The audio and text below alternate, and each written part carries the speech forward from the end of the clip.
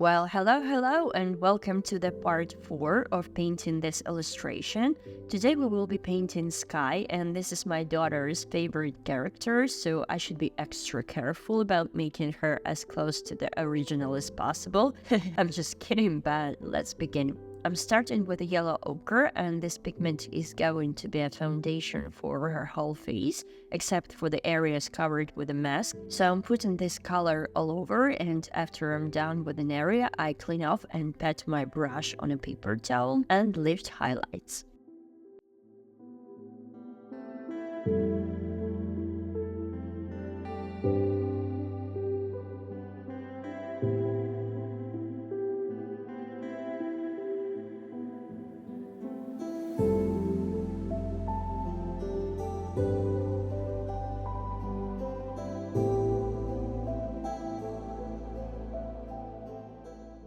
Skye is mostly pink, so I will be using my quinacridone rose a lot today. I'm starting with just a diluted version of this pigment, and I put it all over the mask, the wings, the costume. Well, it covers pretty much everything except for a few parts of her face. And since everything is so pink, we would need to meticulously work on separation of different elements. Later on, I will do this firstly with value differentiation and secondly tone differentiation. And I will of course show you all the mixes I use and everything I do.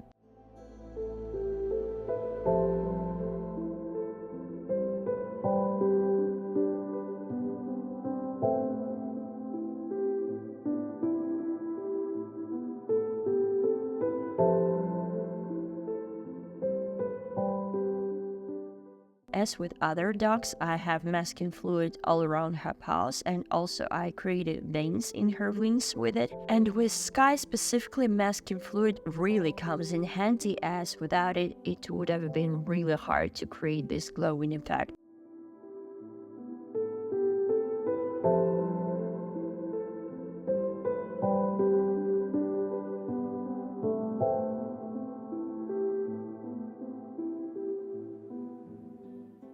I'm taking a bit more yellow ochre and I start building dimension in her ears. I put this color very sparingly, avoiding the highlights I created earlier. And when I put down this color, I wash and dry my brush and then blend the edges.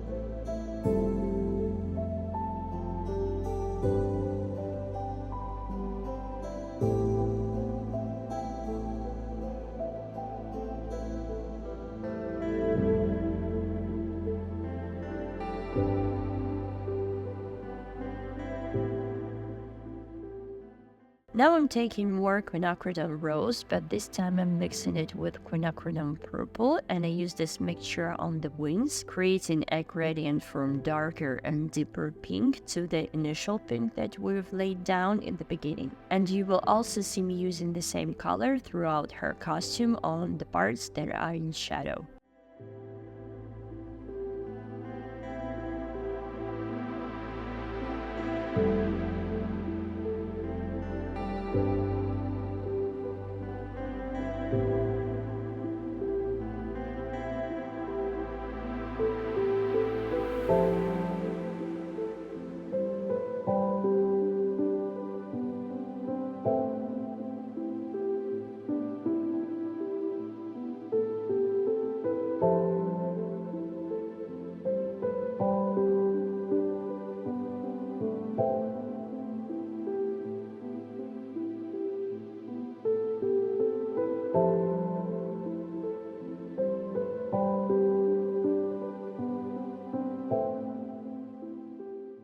Now I'm adding a little bit of burnt sienna to my brown mixture, and I'm putting it down around her mouth area and carefully blending to create dimension.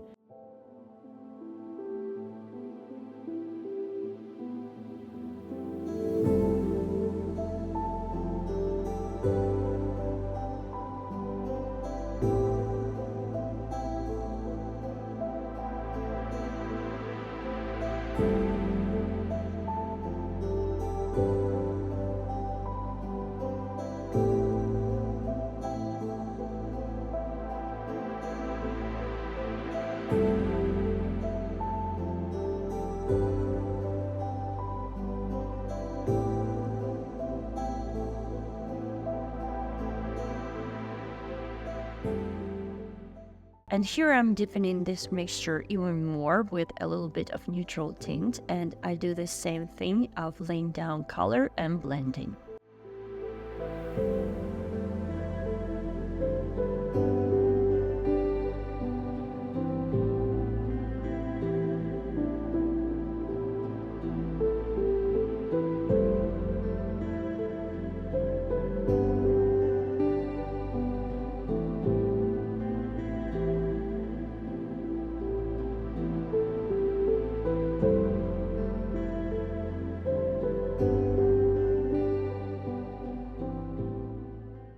Here I switched to my size 0 brush and I took alizarin crimson mixed with quinacridone purple and I created an impression of a tornado on her badge. Then I'm using the same mixture to create a dimension in her face. I put this color around her eyes and then blend with a clean and damp brush, and I do maybe 2 or 3 layers to get to the intensity I need.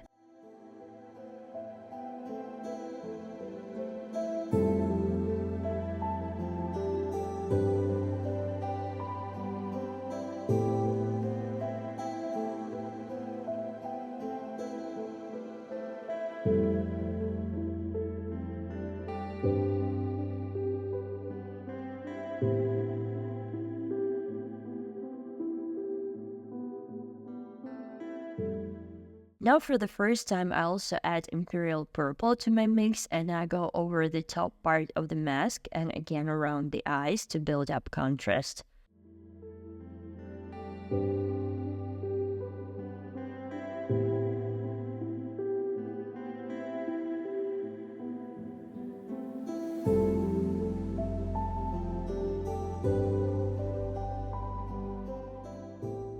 I add a little bit of neutral tint on the side of my pink puddle and I use it for the falls in her mask and also to intensify some shadows.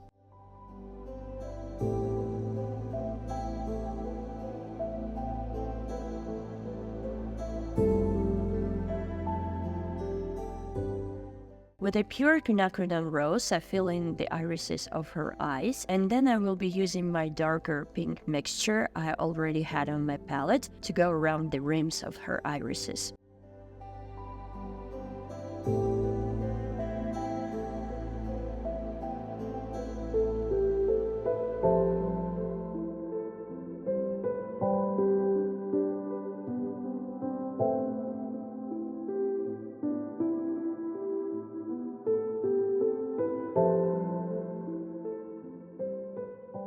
Here I'm creating a more fiery red color by adding Pyrrole Scarlet to the mix and I will be using it for the tongue.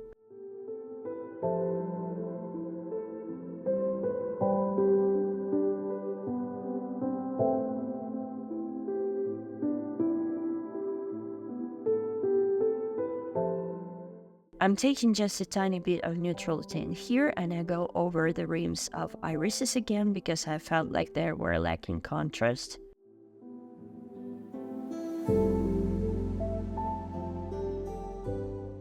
And now you see me putting the same mixture of quinacridone rose, quinacridone purple and imperial purple in different ratios all around her costume and wings. The biggest task here is to create separation, so you start to differentiate all parts of her body.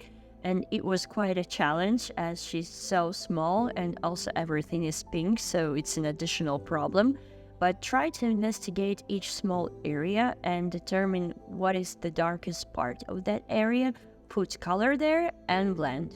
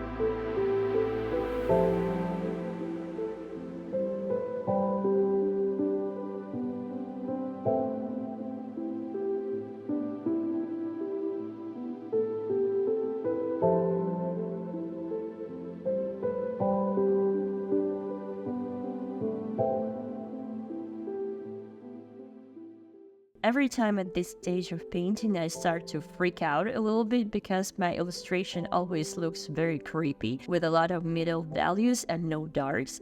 I think especially white pupils of the eyes look extra creepy, and without any darks, you can't really tell if you managed to create dimension or not. It all looks the same with no clear separation. And if you often feel the same way and you tend to abandon your paintings a lot, try to train yourself to push through, because you might be very surprised that your painting is not actually terrible, it was just lacking the darkest darks.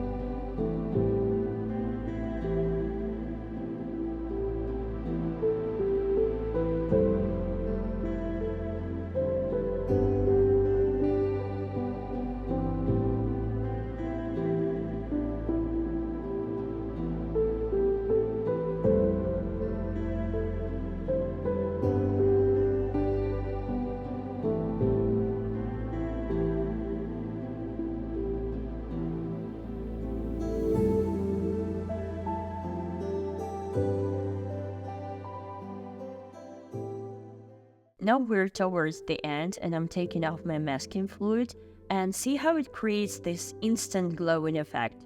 Without masking fluid, I don't think that I would have successfully created something similar, especially not on such a small scale, and all that is left for me to do is take a clean and wet brush and just go over everything to soften hard edges. And do you use masking fluid in your paintings? Do you love it, hate it, or just don't care?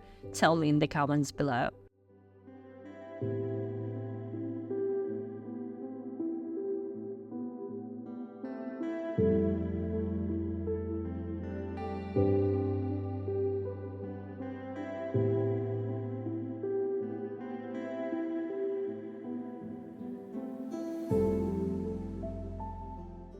And here I'm about a day later, and you can see that other two dogs magically appeared on the paper.